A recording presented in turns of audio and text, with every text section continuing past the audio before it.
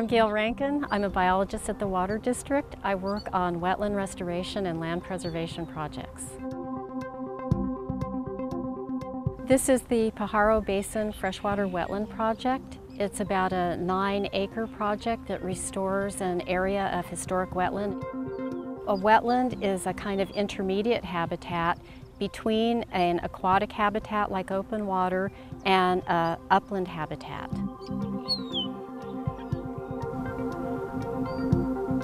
I'm Melissa Carter. I am an associate civil engineer. My role in this project was to function as the project engineer and to work with our biologists and other team members to help plan, design, and construct the project.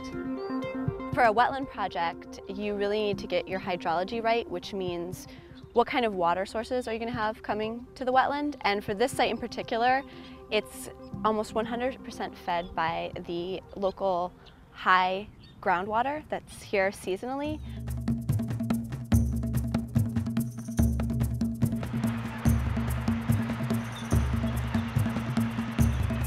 This area and the larger property on which it's located were agricultural land, and they've been farmed since probably the beginning of the last century. But they did historically have quite a bit of wetland on them, and we found that the hydrology was still present here that would allow us to go ahead and either create or restore wetlands today. It's different than most projects that you would do because a lot of times in engineering you're trying to, I guess, tame nature or get nature to do what you want it to do. But in this project, what we were trying to do was give nature a better chance. And so instead of trying to control it, we wanted to kind of let it go. So you had to think about it from an engineering perspective. You have to think about it much differently. Like, what can I do to help plants grow here? What's the least amount of work I can do? We came up with a palette of about 20 different species that we thought would be suitable for the conditions at this site. We collected the seeds for these plants about a year in advance, and we grow them up in a local nursery, and we had over 30,000 plants we put in.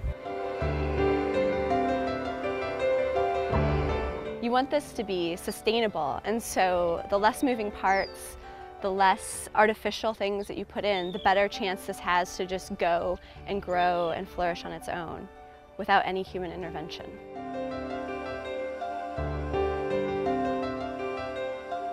We expect this site to support a variety of wildlife. We're surrounded already here by 3 different streams that border the wetland site. I'm Carol Presley. I'm an environmental engineer at the Santa Clara Valley Water District. Behind me we have a vegetated filter strip, sometimes they're called vegetated buffer strips.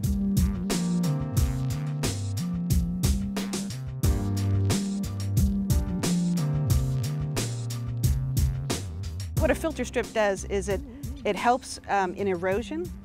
It prevents the soil from being eroded.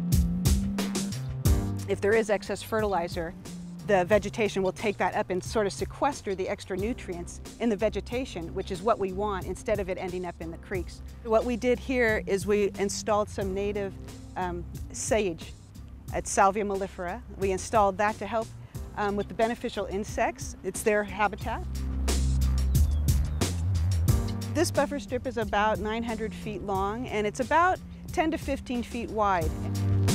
What a buffer strip does in this case is it separates the land use of the more wild creek habitat from the agricultural land use.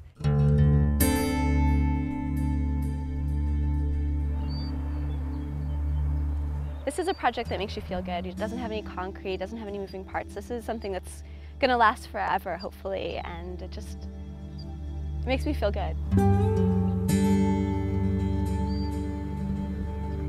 This is one of the best projects I've had the opportunity to work on, really, in my career. And one reason I like it so much is because this project really works with the site. We took the time to find out what's on the site and how to work with it best, how to make something that will not require human intervention on into the future. It's a project that should be self-sustaining, even if we're not around to take care of it. And that's the most exciting thing about it for me.